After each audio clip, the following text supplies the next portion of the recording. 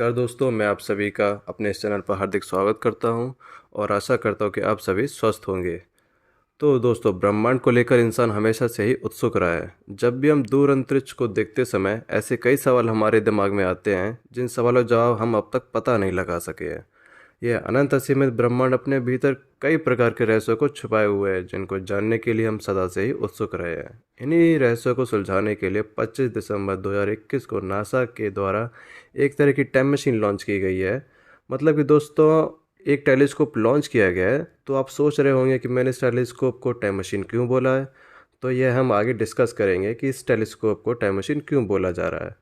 तो दोस्तों, इससे पहले हम हबल टेलीस्कोप की मदद से सुदूर अंतरिक्ष तक देखा करते थे और हबल टेलीस्कोप की मदद से हमारे वैज्ञानिकों ने कई प्रकार की गैलेक्सी, प्लैनेट, स्टार्स आदि की खोज की है। लेकिन वैज्ञानिकों को और ज़्यादा पावर वाली टेलीस्कोप की ज़रूरत थी जो बारीकी से ब्रह्मांड के रहस्यों को समझने में हमारी मदद करे। इसी को ध्यान में रखकर दोस्तों, जेम्स वेब स्पेस टेलीस्कोप को लॉन्च किया गया है। यह टेलीस्कोप हबल टेलीस्कोप से 100 गुना ज़्यादा शक्तिशाली है।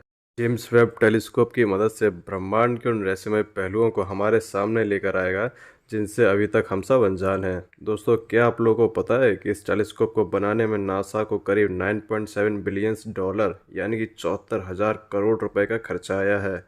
इस टेलीस्कोप की मदद से दोस्तों, हमारे वैज्ञानिक अंतरिक्ष की सुदूर गहराइयों को देखने में सक्षम होंगे। इसके अलावा यह उन आकाशगंगाओं के बारे में पता लगाएगा जिनका फॉर्मेशन बिग बैंग के बाद हुआ था। दोस्तों, आप इस टेलीस्कोप की काबिलियत का पता इस बात से लगा सकते हैं कि अगर इसको चांद पर रख दिया जाए तो यह पृथ्वी पर उड़ रही एक मक्खी को भी आसानी से डिटेक्ट कर सकता है। इस टेलीस्कोप की मदद से बिग बैंग के बाद बनी शुरुआती गैलेक्सी के बारे में बारीकी से अध्ययन करेगा, यानी कि कैसे प्लैनेट, स्टार्स और गैलेक्सी का निर्माण हुआ, इसका बारीकी से रिसर्च करेगा। जेम्स वेब स्पेस टेलीस्कोप आने वाले समय में अंतरिक्ष से जुड़े रिसर्च के कई नए आयाम खोलने वाला है। डार्क एनर्जी, गैलेक्सी फॉर्मेशन, तारों का जीवन चक्र आदि के कई जटिल विषयों के बारे में बारीकी से जानकारी इकट्ठा करेगा। की मदद से बिग बैंग के फॉर्मेशन के बाद जो गैलेक्सी या स्टार्स का जन्म हुआ है उनसे जो निकलने वाला प्रकाश या इंफ्रारेड वेव्स को यह कैप्चर करेगा, यानी जो करोड़ों प्रकाश वर्ष से प्रकाश की इंफ्रारेड वेव्स लंबी दूरी तय करके आएंगी, या उनको कैप्चर करके बताएगा कि हमारे ब्रह्मांड का निर्माण कैसे हुआ है। मान लीजिए दोस्तों, हम इंसान करोड़ों प्रकाश वर्ष दूर किसी ग्रह पर रह रहे होते और वहाँ से जेम्स वेब स्पेस टेलीस्कोप की मदद से अपनी पृथ्वी की तरफ देखते तो हमें आज के समय में पृथ्वी पर डायनासोर घूमते हुए नजर आते, यानी कि दोस्तों हम पास्ट को देख सकते थे।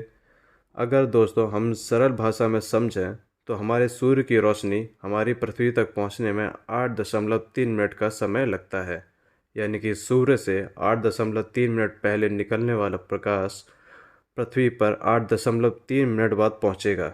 वैसे ही करोड़ों प्रकाश वर्ष से निकला हुआ यह प्रकाश या इंफ्रारेड वेव्स करोड़ों लाखों प्रकाश वर्ष बाद हम रिसीव करेंगे, यानी कि हम एक तरह के पास्ट को देख सकते हैं।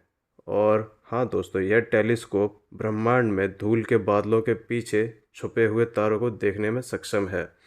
जेम्स वेब स्पेस टेलीस्कोप ब्रह्मांड में 13.7 बिलियन प्रकाश वर्ष पुरानी लाइटों को भी देख सकेगा। इस कारण से दोस्तों, कई वैज्ञानिक जेम्स वेब स्पेस टेलीस्कोप को ब्रह्मांड की टाइम मशीन भी बोल रहे हैं। दोस्तों, इस टेलीस्कोप में कई विशेष उपकरणों को लगाया गया है। इसमें मेनली 4 टूल्स लगे हुए हैं, जिनमें से नियर कैम यानी कि नियर इंफ्रारेड रेंज में इस टेलीस्कोप का प्राइमरी मेजर है, जिसमें लगे सेंसिटिविटी डिटेक्टर्स इसे फर्स्ट स्टार्स और गैलेक्सी से आने वाली लाइट को डिटेक्ट करने में मदद करता है। इन नियर कैम में क्रोनोग्राफर्स भी लगे हुए हैं, जिनकी मदद से वैज्ञानिक न सिर्फ ज़्यादा फीकी लाइट और गैलेक्सी को डिटेक्ट कर सकता है, बल्कि एक एक्सोप्लैनेट की फ़ोटो भी निकाल सकता है।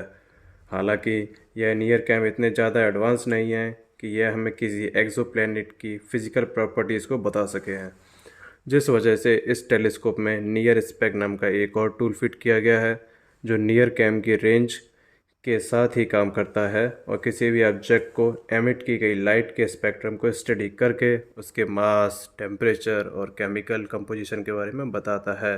कि किसी भी ऑब्जेक्ट के एटम और मॉलिक्यूल ब्लैक लाइंस के फॉर्म में स्पेक्ट्रम पर अपने मार्क छोड़ जाते हैं, लेकिन स्पेस में मौजूद सबसे हल्की लाइट को एनालिसिस करने के लिए टेलीस्कोप को कई दिनों तक उस ऑब्जेक्ट को देखना पड़ता है। जिससे इस प्रोसेस में कई सालों का समय लग सकता है। और इसी प्रॉब्लम को सॉल्व करने के लिए जेम्स वेब स्पेस टेलीस्कोप में बहुत ही न्यू टेक्नोलॉजी का यूज़ किया गया है, जिसकी मदद से नियर स्पेक के अंदर एक बार में बहुत सारे ऑब्जेक्ट की स्पेक्ट्रोस्कोप एक प्रोवाइड की गई है। और स्पेक्ट्रोस्कोप एक नाम की न्यू टेक्नोलॉजी को माइक्रो स्टार्टर सिस्टम भी कहा जाता है, क्योंकि स्पेस में लाइट का अमाउंट बहुत ही ज़्यादा है, जिस वजह से रेलेवेंट लाइट को कैप्चर करने के लिए टेलीस्कोप को डिफरेंट टारगेट पर कंसिस्टेंटली देखना पड़ता है, जिसमें इसकी मदद से फाइन गाइडर सेंसर भी काम करता है। लेकिन इसके बावजूद स्पेस में मौजूद डस्ट क्लाउड की वजह से कभी कभी गैलेक्सी और स्टार्स का व्यू ऑब्स्ट्रैक्ट हो जाता है कि नियर इंफ्रारेड लाइट्स इससे पेनिट्रेट नहीं कर पाती है, जिस कारण से इसमें MIRI नाम का उपकरण लगा है, जिसमें कैमरा और स्पेक्ट्रोग्राफ दोनों ही मौजूद है। हालांकि MIRI नाम यह उपकरण बाकी के उपकरण से बहुत ही ज़्यादा अलग है, क्योंकि इंफ्रारेड लाइट डिफरेंट रेंज पर वर्क करता है और उन लॉन्गर वेव को डिटेक्ट करता है जो थिक डस्ट क्लाउड को भी पेनिट्रेट कर सकती है। इसमें लगे सेंसिटिव डिटेक्टर इतने ज़्यादा एडवांस हैं कि इनकी मदद से बहुत दूर की गैलेक्सी, यूनिफॉर्मिंग स्टार्स और कॉमेट को बहुत ही आसानी से ऑब्जर्व किया जा सकता है। और हाँ दोस्तों, इसमें एक 25 लाख रुपए की सोने की परत को चढ़ाया गया है, जो कि इसके ऑप्टिक्स को 48 ग्राम सोने से कोट किया गया है। इस कारण से यह दुनिया का पहला टेलीस्कोप है जिसमें सोने का उपयोग किया गया है। सोने का उपयोग इसलिए किया गया है क्योंकि सोना एक गैर प्रतिक्रिया करने वाला धातु है। ऐसे में अंतरिक्ष में लॉन्च होने के बाद कोई भी पदार्थ इसके ऑप्टिक्स को रिएक्ट करके जल्द खराब नहीं कर सकेगा। इस कारण से दोस्तों, इस टेलीस्कोप के ऑप्टिक्स लंबे समय तक टिकाऊ रहेंगे। सोने की परत टेलीस्कोप पर पड़ने वाली इंफ्रारेड लाइट में 99% प्रकाश को रिफ्लेक्ट कर देगी। ऐसे में टेलीस्कोप ठंडा रहेगा। इन्हीं चीज़ों को ध्यान में रखकर सोने का इस्तेमाल किया गया है। और दोस्तों, इसको ठंडा रखने के लिए इसे L2 ऑर्बिट में स्थापित किया गया है, जो कि पृथ्वी से 15 लाख किलोमीटर दूर है।